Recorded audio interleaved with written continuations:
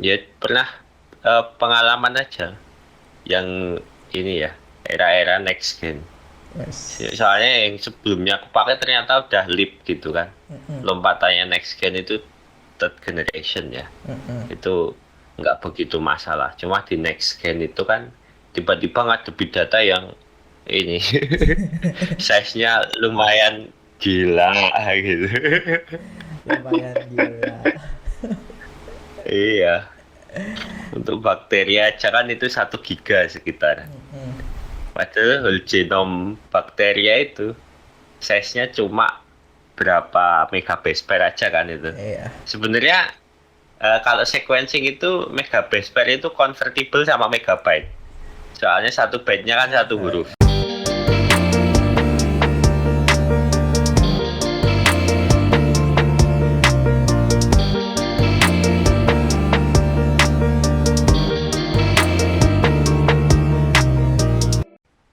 Halo dan selamat datang di Jasa Training Podcast bersama saya Punta dan tentu saja rekan saya Itu, yuk Niti men. kembali lagi kita. Emang kemana? Pada episode kali ini kita akan membahas masalah Perkembangan zaman. perkembangan zaman. Wes, ini ada hubungannya dengan sequencing. Generasi, Wis, wes, next generation, sequencing. wis, next generation sequencing. Wes, gimana sih? Itu cuy. Kan makin makin kesini kan, Kenapa ini? woi kan makin kesini apa makin banyak nih apa namanya pemanfaatan dari next generation sequencing. Semua penelitian aja maunya pakai next generation sequencing tanpa Iya, iya. peduli. Ketrigger sama COVID nggak sih? Nggak ya? Hmm? Ketrigger sama COVID nggak sih? Iya, ke-trigger sama covid. Iya sih, ke-trigger sama covid. Dan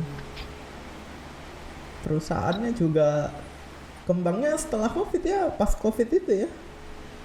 Iya, kan pas COVID pada panen. Iya. Tapi kebanyakan, nah masalahnya di sini kebanyakan pengguna next generation sequencing ini itu nggak tahu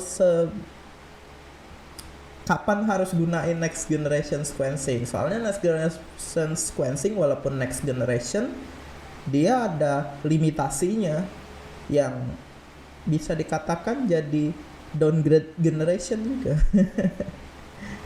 Iya. Dan itu jadi statement sama si next generation Ya sequencing-nya itu sendiri ya. sendiri. Oke. Gitu. Oh, jadi jadi ya untuk introduction mungkin sequencing itu kan adalah gimana caranya ngebaca urutan DNA, RNA Asal introkin kan. maupun protein juga itu sequencing. Tapi di perbedaan paling signifikannya antara apa namanya generation sebelum next generation apa namanya first generation. Hah? Iya, iya. Itulah masih first generation kan saya ngerti bioksi. Ya sangat sangat ya first generation ya sebutannya ya. Iya, first generation. First generation sequencing itu dia ngebacanya single gitu kan. Mm-mm. Sedangkan next generation itu masif banyak sekaligus gitu, multiple, Iya, datanya gede. datanya gede. Nah, kamu kan katanya punya cerita lucu nih tentang itu. Wih, cerita apa ini? Baru menyadari aja sih. Baru menyadari. Iya, setelah aku sadari gitu kan. Ya pernah pengalaman aja yang ini ya, era-era next gen. Wes. Soalnya yang sebelumnya aku pakai ternyata udah lip gitu kan. Lompatannya next gen itu third generation ya. Itu nggak begitu masalah. Cuma di next gen itu kan tiba-tiba ngadepi data yang ini size-nya lumayan gila gitu. Lumayan gila. Iya, untuk bakteri aja kan itu 1 giga sekitar. Padahal whole genome bakteria itu size-nya cuma berapa megabase per aja kan itu. Iya. Sebenarnya kalau sequencing itu megabase per itu convertible sama megabyte. Soalnya 1 byte-nya kan 1 huruf. Iya. Hitungannya itu. Satu huruf, benar-benar. Soalnya kan per huruf ATGC itu diurutinnya. Jadi hampir convertible lah itu.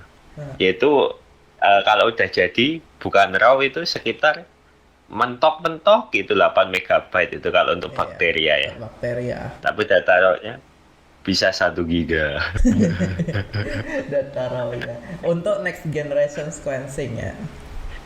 Iya, untuk next generation sequencing.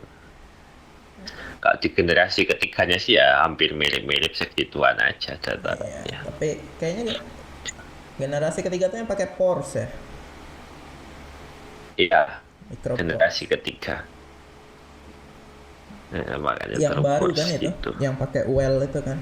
Nah, Semiconductor. iya, Pakai yang baru. pakai konduktor. Kalau next generation sequencing kan slogannya sequencing by synthesis. Iya. Tapi kan Iya kan, sequencing. nah, masalahnya di sini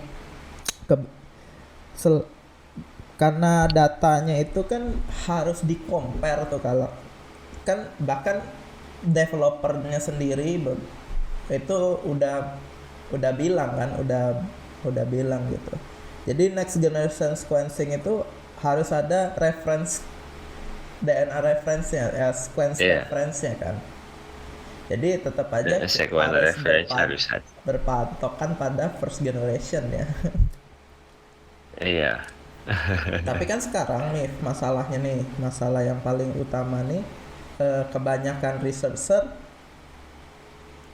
kemakan brand doang nih. Ya. Tentang NGS kan, ya memang itu teknologi terbaru gitu, tapi mungkin kalau diibaratin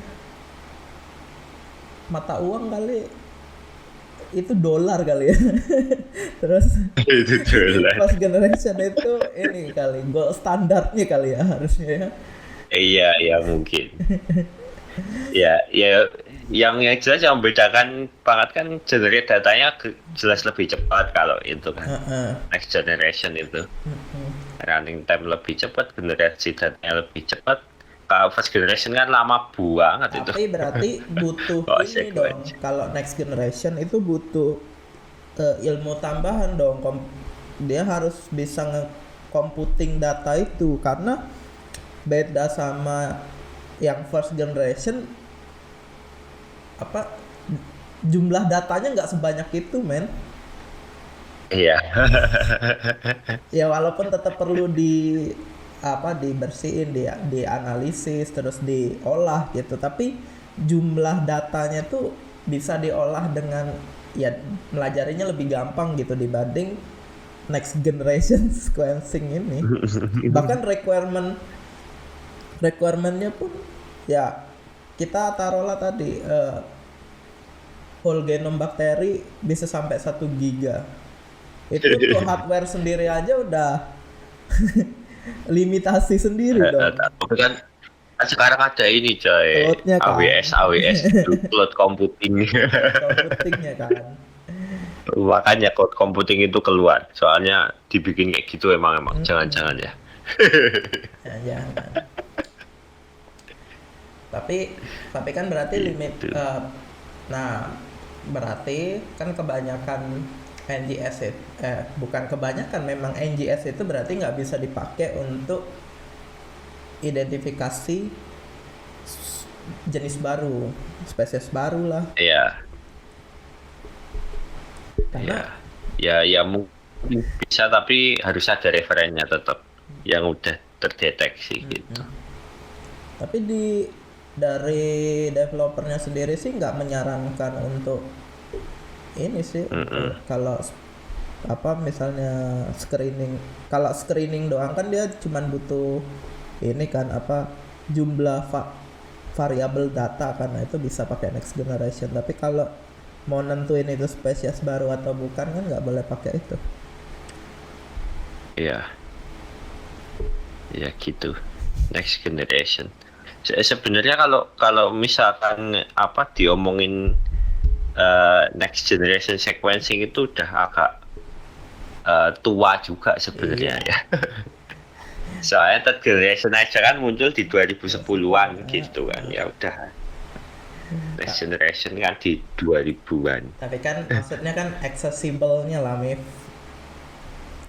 Accessible-nya untuk researcher. Kan rata-rata researcher kan kismin kan. Iya. Kismin terus harus bayar melakukan penelitian research tentang itu sequencing mahal pula gitu kan. Dengan adanya next generation aja udah kepotong berapa jauh gitu. Iya.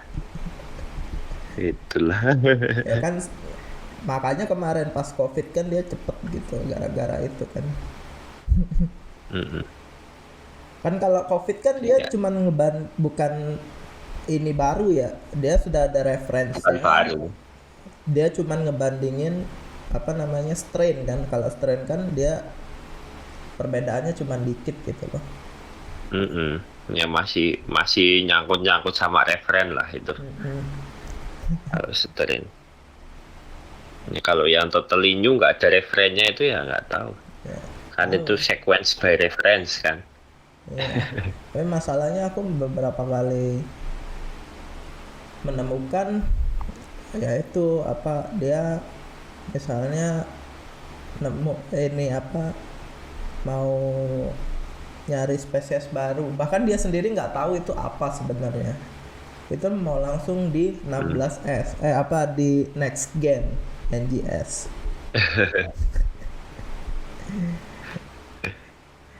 Langsung whole genome gitu ya. Iya langsung whole genome NGS. Tapi kita dulu kan pas kuliah juga sering kan. Iya, ya banyak lah gitu. Kan biar datanya kelihatan banyak gitu kan. Raw datanya kelihatan banyak. Iya. Setelah diolah juga dikit-dikit aja nih. Tergantung targetmu apa. Ya itu kalau gambarannya lebih ini sih next generation sequencing itu short read sequencing ya sebenarnya ya. Bisa diartikan seperti itu. Jadi dia soalnya apa pendek-pendek gitu. Sangat pendek dan clustering kan dia. Dari 100 sampai 300 itu udah gede banget ya kalau di next generation sequencing. Paling gede 400 kan itu Pyro kan. Next gen ya. Pyro. Ya, Pyro sequencing itu di 400-an. Sampai 600 toh kayaknya. Ion Torrent tuh kayaknya bisa sampai 600 sih. Tapi di Illumina kayaknya 150-an sampai 200, optimalnya 300. Di 150 ya kalau nggak salah. Ya optimal di 150 gitu. Gitu. Kalau third generation udah wis berjuta-juta kilo ini ya, beribu-ribu kilo base pair gitu ya. Dia soalnya dia sekali run kan dia nggak fragmen kan dia. Iya, nggak fragmen kalau yang itu long read kan long itu. Long read dia. Di third generation sequencing itu. Sampai mega base pair juga bisa ke ini kebaca langsung. Akurasinya juga lebih tinggi, yaitu nextnya next gen berarti. Cuma untuk cost kan sekarang lebih mahal Mas ya jelas. Tapi saya penggunaan juga belum banyak. Ya karena masih gitu. Terbatas di konduktornya itu kan sama ininya juga. Pengembangan konduktornya sekarang Cina lagi mau perang sama Amerika pula. Yang biasanya produksi itu di sana. Ini sebenarnya kalau menurutmu agak membatasi juga nggak sih next gen ini? Bisa-bisa kita menemukan sesuatu yang baru cuma gara-gara referensinya itu jadi nggak ketemu. Iya bisa. Sebenarnya sih kalau Kan bi. kalau kalau ini sih sebenarnya enggak sih Mif, karena dari awalnya sendiri si developernya ini udah bilang, Iya, cuman kan nggak kita maksudnya Pak. ya sebenarnya Masih, berarti kan yang mempengaruhi bukan si teknologinya kan, iya, penggunanya ini yang misconception nih. misconception itu. Maksudnya, ya itu gara-gara referensinya segitu, padahal sequelnya mungkin jauh lebih gede dan Mm-mm. nggak ada referensinya aja gitu kan, bisa aja. Dan Incomplete kan itu dan bisa dia. dan lagi ini juga Mif, di next gen itu semakin panjang yang dibaca errornya makin gede kan, Iya, ya, errornya makin ya itu. gede. Makanya harus harus ada replikasi itu tadi yang membuat datanya Iya, berkali-kali lipat buat meminimalisir error kan ya. iya buat minimalisasi error, tapi itu pun masih ada error. Tetap masih ada error. Ya di first gen juga ada errornya, bukan nggak ada sama sekali, cuman lebih lebih Ah, ah. akurat gitu. Ya, Cuma throughputnya kan low gitu, mm-mm. nggak bisa ini Tapi kan secepat kayak next gen dan misalnya butuhnya next gitu gen. untuk cuman data persebaran gitu ya, jelas pakai next gen lah, murah Mm-mm. cepet gitu. Tapi kalau untuk penemuan spesies baru mah nggak bisa. Kayaknya mikrosatelit aja hampir sulit deh pakai itu. Ya nggak sih? Iya, Next ya, ya, agak gen, susah. ya kayaknya agak sulit deh mikrosatelit. Mm-mm. Ya, itulah. Makanya kan micro array aja kan database kan ininya Nah, mainnya. Itu ya. SLP Pokoknya kalau SLP-nya. mau, yang jelas kalau kita mau identifikasi jangan pakai next gen. Mm-mm. Gampangnya gitu. Langsung. Identifikasi, fragmen analisis gitu. Ya mikrosatelit termasuk fragmen analisis kan. FTR juga di situ. Udah fragmen analisis juga, itu jangan pakai next gen. Tapi kalau mau cuman mau apa, nyari variasi gitu, nyari variasi sequence di mungkin metagenomik ya itu next Iya, gen gitu, metagenomik itu bisa. next gen gitu. Makanya metagenomik kan primernya pendek-pendek itu Mm-mm. targetingnya kan biasanya. Ratingnya Ya, pendek, bisa metagenomik atau apa ya V3, V4. yang bisa di next gen, ya itu tadi apa, nyari nyari persebaran strain itu bisa tuh, outbreak virus kemarin kan pakai itu. Ya, bisa itu. Bisa banget. Bisa karena kan referensinya udah pasti ada tuh. Mm-mm. Kalau antar strain kan perbedaannya kan kecil banget tuh biasanya. Iya, itu. Ya itu sih yang paling. Kayaknya sekarang mungkin juga udah mulai reliable kan ini. Nggak kayak dulu lagi mahalnya kan. Mm-mm. Itu. Lebih aksesibel juga.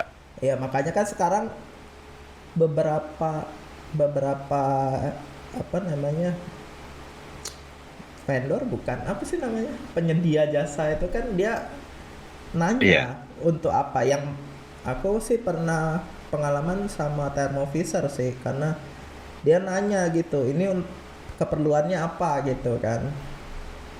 Belum pernah, enggak, yang lain aku kurang tahu keperluannya apa gitu. Oh untuk identifikasi dia langsung nyaranin bukan NGS first generation gitu.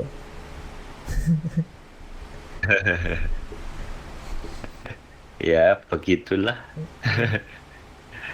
Ya, aku belum pernah itu sih. Soalnya itu lip ke third gen aku makainya kan dulu.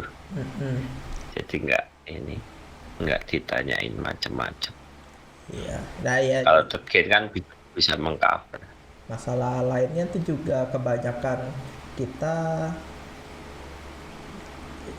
kekurangan bioinformatician juga sih. Jadi penggunaan next gen itu juga limitasinya di situ juga, interpretasi datanya. Ya, ya itu makanya kan pada saat decision kan nggak ngerti juga mungkin ya. Mm-mm. Jadi rate-nya berapa gitu. Karena jarang dipelajarin atau memang belum banyak yang concern di situ, nggak tahu sih. Nggak tahu juga. Tapi ya itu Gitu. problem sih, karena kan database yang diupload kayak di NCBI itu kan dia nggak ini ya, dia kita ngupload aja gitu ya, jadi semakin banyak Ya, miss data yang diupload, makin eh, eh. kedepannya makin belok nih kita. Iya, soalnya data yang miss itu jadi referen di Iya, kemudian hari. makin belok ya, itu sih yang perlu, yang cukup ditakutkan itu sih sebenarnya. Mm-mm. Karena kan di Ya, NCBI yang penting siapa aja bisa upload. ya, bisa ngupload banget siapa aja. Kadang nggak yakin ngupload sekali, ngupload 2 kali 3 kali padahal data yang sama. Banyak loh itu. Kalau kita nggak apa milah tuh, biasanya ngeblas tuh nggak milah tuh, biasanya tuh ini kayaknya sama deh. Orang sampai ininya cuman apa namanya, cuman beda apa gitu, nggak beda sama sekali.